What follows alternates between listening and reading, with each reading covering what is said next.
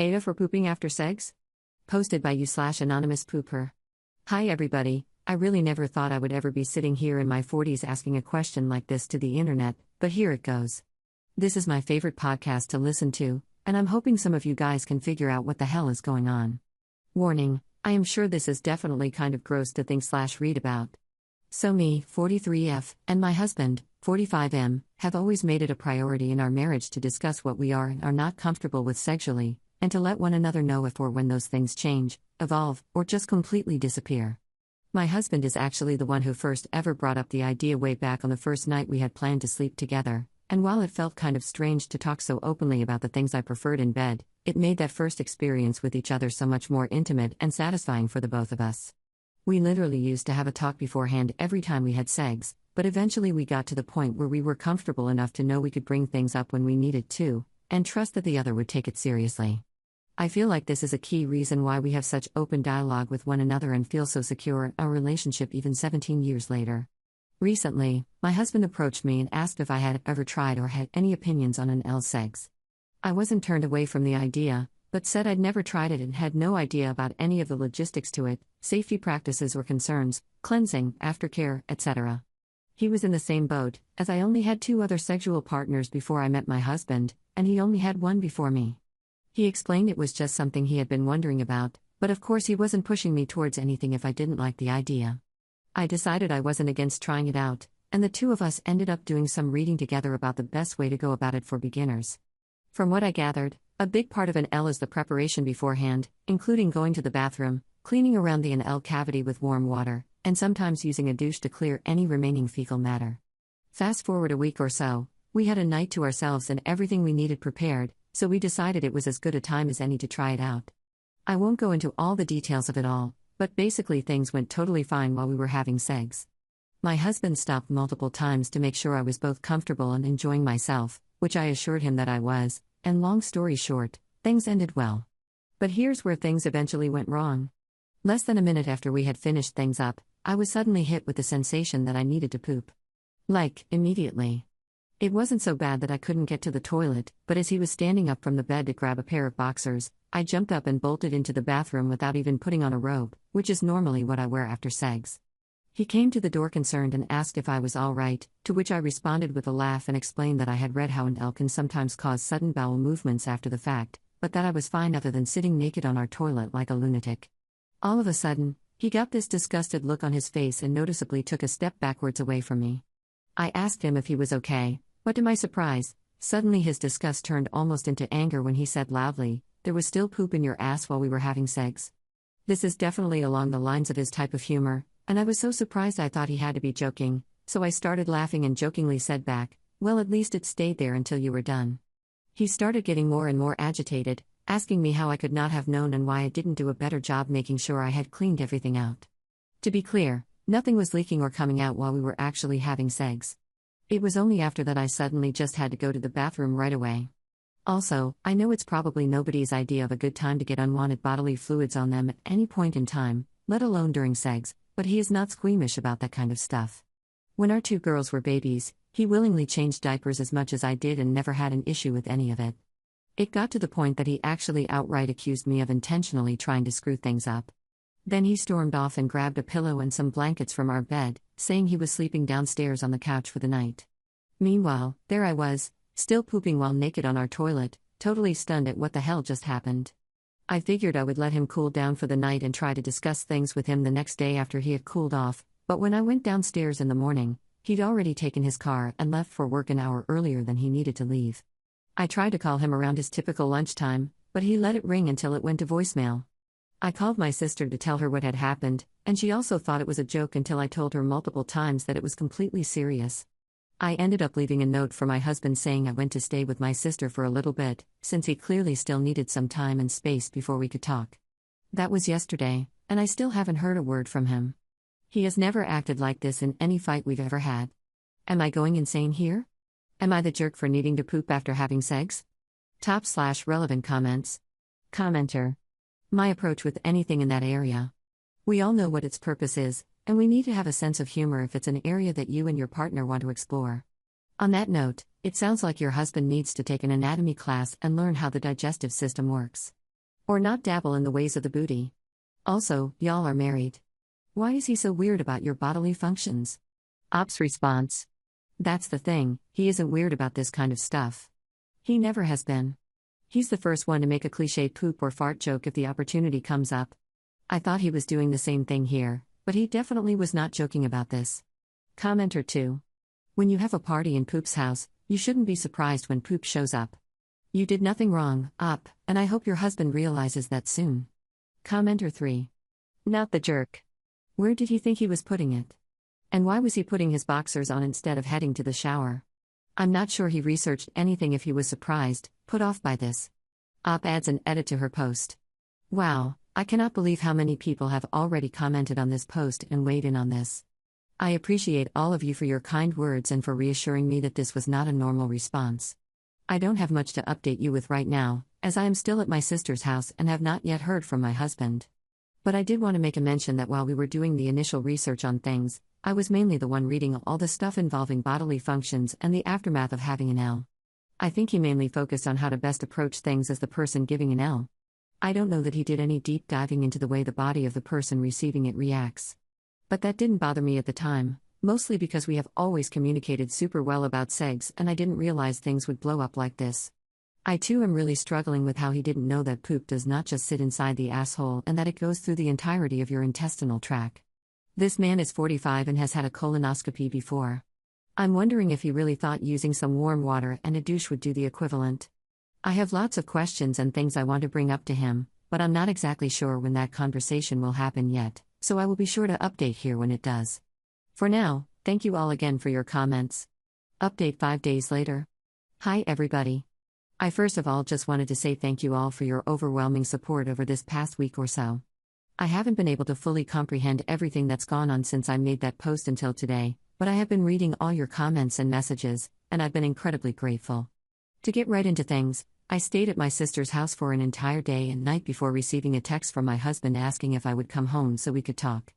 I wasn't sure if I was quite ready to forgive him, not just for our entire initial fight, but also for nearly 36 hours of radio silence to follow. But I wanted to figure out a resolution, and I figured that waiting any longer would only be more harmful.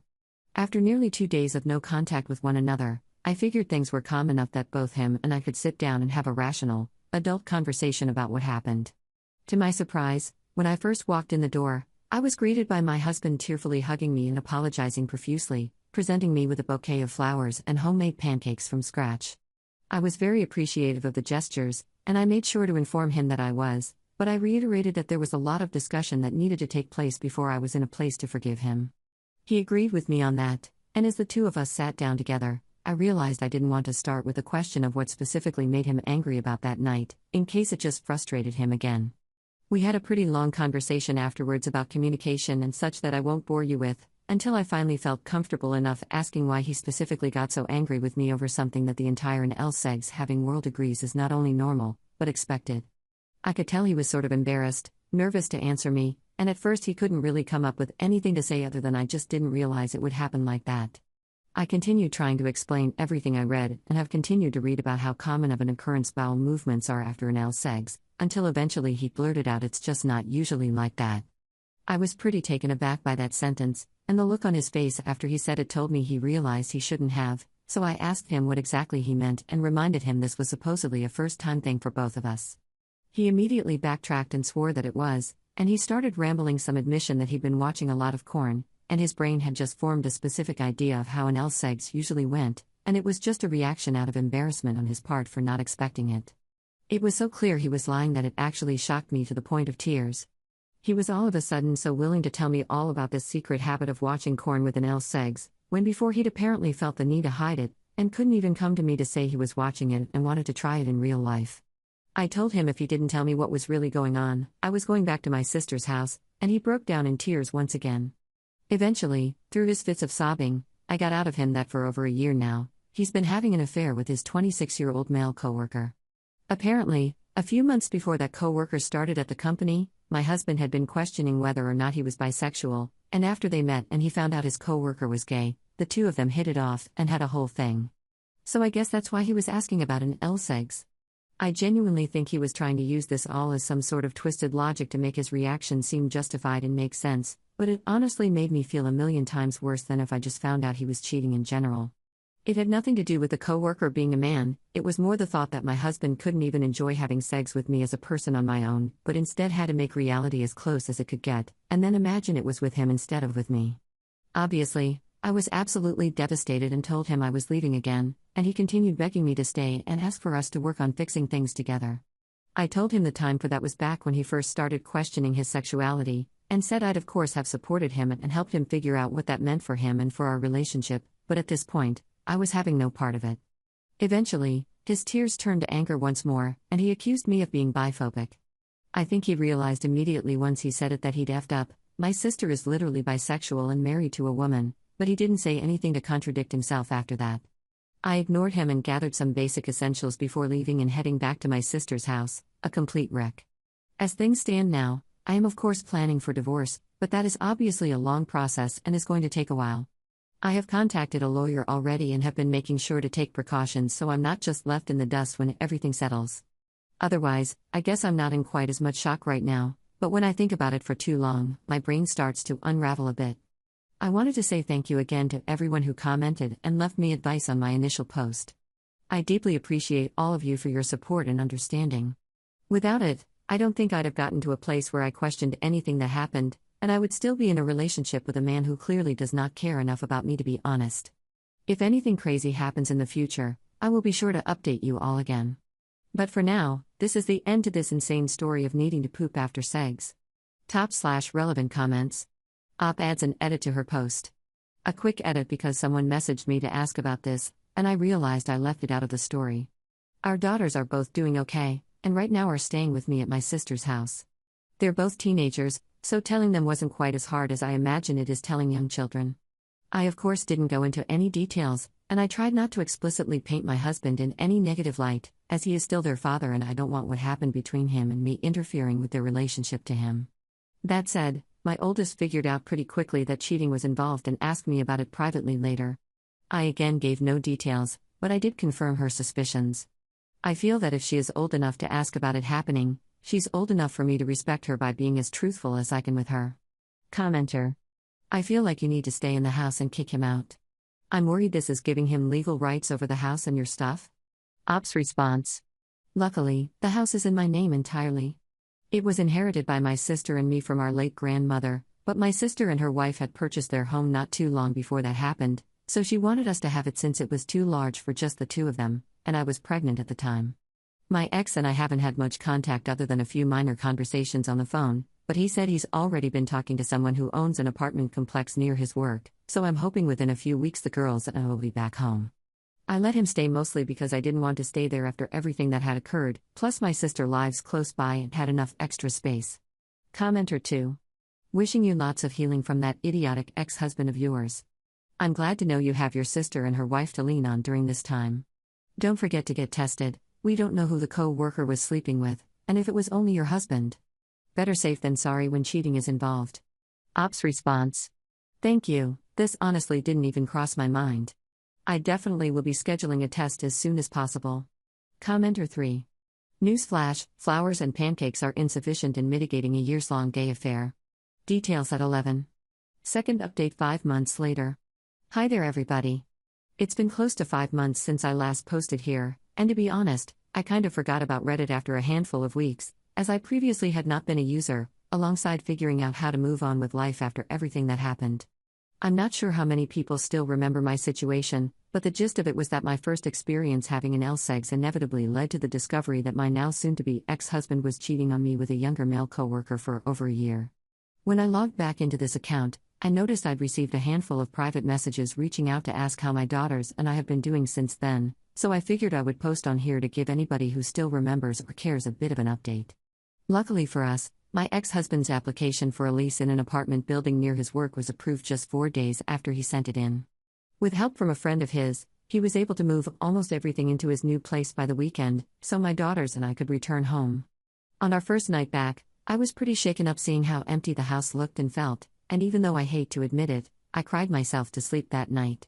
I couldn't believe how easy it was for him to just pick up everything and leave after we spent 17 years building a life together, or how many signs and red flags I must have been completely oblivious to after his affair began.